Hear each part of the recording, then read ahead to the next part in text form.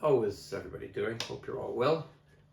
In this video, I'm going to take a look and have a little chat about my Gibson guitars. I now have three, but I was a latecomer to the party for different reasons, I guess. Growing up in the 90s, Gibsons were pretty expensive. I kind of had my sights set on a Les Paul Studio by, was it around 1995? I played one. I didn't really like the neck. It was very, very thick and stuff. I should have spent more time with it really, but I ended up opting for a Gordon Smith guitar, which was kind of based on a Les Paul. But yeah, again, I kind of flirted with getting a Gibson in 2003 or 4 when I saw the black Voodoo Les Paul, but I'm kind of glad I didn't buy that because now it's, it's got, appointments that look a bit kind of dated, especially black hardware, which I don't like. But anyway, I was late to the party, and after buying a lot of Fender guitars in the last decade and selling them, buying and selling and trying them out and getting rid of them, I kind of settled on things like Highway 1 guitars, which I love the finish of, and then American Specials. But as of today, there's nothing really in the Fender lineup that excites me anymore. Yeah, I'm not sure if I am in the market for one of the American vintage guitars. I'm not really a fan of tiny frets. Yeah, I've stopped buying Mexican stuff as well because brand new, it's just become really expensive. The average Mexican guitar now must be about $1,000. I bought this for $1,000, which is €1,000. I think some of the Ventera 2s are $1,200. So, you gotta ask yourself, I can also get a Fender American Special for less than $1,000, and it may not be everybody's cup of tea, but they're fine Telecasters, and they've got jumbo frets on them, which are fantastic. But yeah, I was late to the party. Last summer I was toying with getting a Junior, and of course I couldn't track one down. And like I've discussed before, it's hard to get stuff in this country. The dealers just can't get the stuff, they were saying when I ring the shops up. Yeah, but anyway, I just decided, you know what, I'll scratch the itch and I'll go for a Les Paul. So I found this one. It was a 2010. I bought it last October, and it's a fine guitar. Really is nice. Mahogany body, neck is mahogany as well. I know after that they started doing some of them with maple necks, and then they were putting in a kind of a dyed wood for the rosewood, but this actually, as far as I could tell, it is rosewood. Yeah, but beautiful guitar. It has the gold hardware, which suits it really. Cosmetically, it's not the most exciting, but in certain lights, like the wine red, you can just it looks fantastic, and of course the thickness as well, and then you got the maple cap. Fine guitar. It's good fun. And then I kitted it out with the Gibson strap and the Schaller gold locket tuners, which you really should have on a Gibson, just in case it flies over and decides to break its own neck. But yeah, this is a fine guitar. I can't really fault it, for the price, and the case was with it. So yeah, this is definitely a keeper. There are better Les Pauls out there, surely, and I like the Standard and the Bourbon Burst, which is a stunning looking guitar. I like the kind of dark red going into the amber or whatever. That looks fantastic. But yeah, for the money, you really can't go wrong with these. I've seen these for as little as €800. So I would say, like, what is the point of buying, what's the point of buying Squires, and what's the point of buying Fender Mexican and all that kind of stuff, and Epiphones, when you can get the real thing, you know. And it is a Les Paul. It's a real Les Paul. Guys who are into binding and stuff and into standards and customs will probably say, oh no, it's not. But it's chambered as well. I'm not sure what the pattern is, but it is chambered. But nitro finish, like all Gibsons, and it's absolutely beautiful. So yeah, I would recommend one of these. Next up is the Junior, and this one is from 2023. It was bought in late 2024, and then I bought it about a month ago. The guy never played it. There's no markings on the frets. The whole thing looks brand new. The case came with it, immaculate. 1P90, volume, tone, vintage tobacco burst, mahogany, rosewood, medium jumbo frets. But the frets, yeah, they collect them and they feel like vintage frets, you know. That's funny. They're definitely not like medium jumbo on a fender seem to be bigger, you know. But again, this is a dinger, you know. It really is. A few little scotch marks on it there, but other than that, it's perfect, you know. Really is nice. And of course, this one has the Clouson style heads, and this has got the little buttons, and these are the tulips. Very, very nice, you know. They're like, yeah, very, very nice.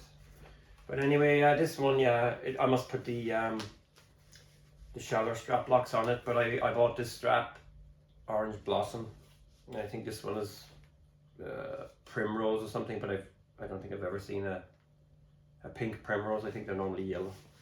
But this one is a dinger, and I love playing it. It's great fun. You can get a lot out of it. You know, it's just the P90 is so exciting. You know, you can get so much out of this. It's got a huge sound. Neck is round, 50s. Feels like a vintage instrument, you know. You really do feel you're playing something from the past. You know, I mean, these haven't really changed. These haven't really changed at all, I guess. You know, obviously the construction is, you know, the vintage ones are worth a lot of money, but, you know, not beautiful guitars. You know, if you want to get into Gibson and stuff like that, fantastic. And the latest flame is this SG Standard in translucent teal. I've never had an SG, and I don't think I've even ever played one. I just don't remember playing one. I've played copies, but this feels completely different. It's got its own thing. It's very clear. Yeah, it's just a different beast altogether, you know. It's so thin as well. It's incredible how thin it is compared to the Les Paul and the Junior. Again, mahogany, rosewood binding, and again the frets, it says medium jumbo on the websites, but they're like tall vintage frets, like, you know what I mean. Yeah, it's a bit it's like playing a vintage instrument again. Yeah, you know, it doesn't feel modern, you know. Very, very easy neck to play as well. It's fast. It's quite chunky. Don't think it's as chunky as the, no, it's not as chunky as the Junior. And this one has Grover heads. You know, I thought like, oh, Grover, it's like an acoustic, but no, they're fantastic. They feel really good. Like, you know, the kidney buttons are beautiful to touch. Really nice. It sounds fantastic, and it sounds really nice, clean as well. Of course, in here you've got the PCB for the pots, and yeah. But yeah, the sculpting is amazing. Yeah, I didn't realize as well. I think that I thought the horns were symmetrical, but I don't think they are. I think this one is. Am I right or wrong? I think this one is slightly higher up. If you draw a straight line, yeah, I always thought they were equal. They're not. This is a dinger. I'm only getting used to it, really. I only got it yesterday. I've been adjusting the intonation. I took the action down one turn on both, and now it's much better than it was. Out of the box, it was okay. Yeah, not bad at all. But I like my action as low as possible without buzz. But yeah, they're crazy things, you know. Yeah, it's like when you look at them and when you actually pick them up to play them, they're very, very different. You know, they're not like everything is out here. You know, you put them up against, you know, they got similar, you know, they got the similar tunematic like this one, like the Les Paul, but they're different, you know. Yeah, unusual beasts. But yeah, clean, it's fantastic. I really like the clean sound, and when you're strumming clean stuff and playing chords and arpeggios, it sounds fantastic, you know. It gives, and again, it's like I said, it's only 3-way, like most Gibsons, except this has 1-way.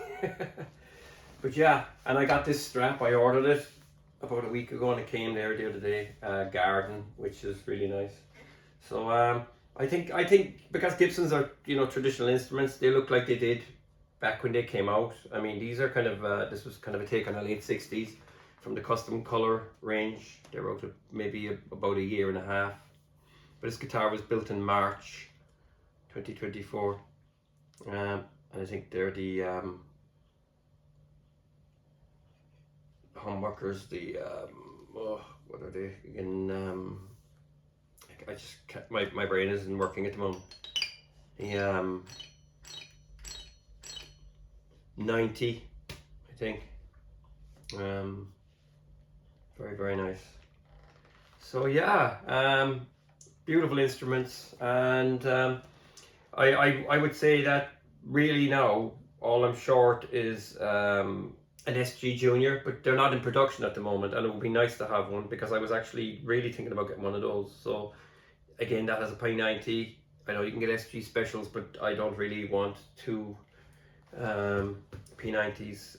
If you're going to go down the 2P90 route, a Les Paul special would be cool, but I don't really have interest in those guitars, you know, not yet anyway. But an SG Junior would be beautiful in the Heritage Cherry, but they're not making them at the moment, so picking up a used one when they pop up, they're not that easy to get, you know what I mean.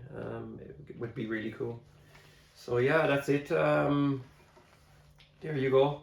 Gibsons, yeah, I suppose because I've been playing Fenders for so long and playing Strats and single coil guitars, and I really think like that. Yeah, they're a different thing. They're their own thing. Yeah, and yeah, they kind of, it's hard to explain. Like, you know, they kind of draw you in, and they're beautiful instruments, and they sound fantastic. You know, I find that the notes pop out. You know, the notes really pop out. You know, sometimes you could play a Fender and there's some dead spots, but I find with a Gibson, maybe it's to do with the radius, all the notes seem to be very, you know, there's at every fret the notes seem to pop out at the same velocity, which is fantastic, you know. Yeah, they're very different than other guitars, you know. I suppose you get used to them after a while. Yeah, and I'm really hooked on them now at this stage. You know, so yeah, that's it. There's not much more to say really. There's going to be no playing in this video, as you can already hear. This was just a little chat about the Gibsons. I know guys with like 20 Gibsons, 30 Gibsons. It's insane because they're expensive. But I will say one thing. I noticed that a lot of people on the internet will say, "Ah, yeah, don't buy Gibson, buy an Epiphone's better." Okay, it is less than half the price. I mean, an Epiphone SG is still about €600, and these weigh in at something like 19. But you know, I picked this up for way less than that, and I've seen these for 14 on Thomann. But you know, you're getting the nitro, you're getting I know the name on the headstock, you know, it is Gibson at the end of the day, Gibson USA. Without being, you know, snobby or anything like that. It's just, you know, where do you go after that? You know, you've got to go to some other brand that copies a Gibson. I think my thing with Epiphone is that, you know, they're there's nothing wrong with them. They sound pretty similar. I mean, an Epiphone is based on they're just copies. for the budget market, not all of them. There's high-end Epiphones, which is a bit insane, really, because you know a Gibson makes more practical sense because of the second-hand value and stuff like. But sometimes with the Epiphone, you're going to get the poly finish, and you're going to get the veneer, which veneer is technically to cover up wood that doesn't have a very nice grain on it, or maybe cheaper wood. And yeah, and of course you're not getting, sometimes you're not getting real rosewood and stuff like that. So yeah, Gibson has a heritage and stuff, and I'm not one of these people that's going to push and say play authentic, but I think that if you really, really don't want to settle for anything else, you have to go down the Gibson route. And I mean, even a Les Paul standard, you'll pick them up used for less than $2,000. You've got a guitar for life. It's not an awful lot of money. I mean, I was watching a video recently about a guy they did a tour of the Gibson factory. It takes about 5 weeks to make one, which is a very, very long time. So you see a Gibson coming in at what, I don't know how much these are, 1,300 quid, brand new, whatever. That's not an awful lot, really, when you think about it. Like, you know what I mean? It's made in USA. Of course, you're going to be paying more because of the wages are going to be better and stuff, like all that kind of stuff. But as well as that, like, it's people who have pride in their work. Like, you know what I mean? A lot of people have pride in their work and stuff like that. I know most of it is cut and CNC machines, like, and stuff like that. But it is a brand at the end of the day. It's like some people want to drive a Ford, some people want to drive a Porsche. You will pay for that experience. It's as simple as that. And if you want to drive their vintage, if you want to play their vintage guitars, I mean, like, how much does a 59 Les Paul cost now, or how much does a 51 Telecaster or Broadcaster, whatever it is? They're insane money, but you can pick up a replica for $2,000, or even less. Yeah, so yeah, there you go. Guitars are meant to be played, and not hanging on walls and stuff like that. And when you engage with them and when you play them, you're supposed to be able to express yourself, or try and express yourself, and you try and amuse yourself, and you try and surprise yourself and come up with new stuff. And there's a kind of a certain kick about playing the instrument that you look at it and you go, wow, that's amazing. When I saw this, I was just besotted. I couldn't sleep or anything. I just thought it was so amazing looking. When I saw these, I didn't like them last year. I thought, oh, that's horrible. But when you look at it, when it's right in front of you, I mean, the black one is kind of bland because it's got no detail on it, so the black doesn't really look. It's nice, but I think this is what they looked like back in the 50s. Close enough. So yeah, and like I said, there's millions of different types of Les Paul. This is the biggest selling model, but some of them are really horrible, terrible colors. Like, you know what I mean? I think these kind of blue and purple ones are desperate. Like, but that's just me. But yeah. These are, I'm very happy with these guitars, and I have a lot of fun playing them, and they sound different to everything else. They're not, when people compare, compare a Strat to a Les Paul to a whatever.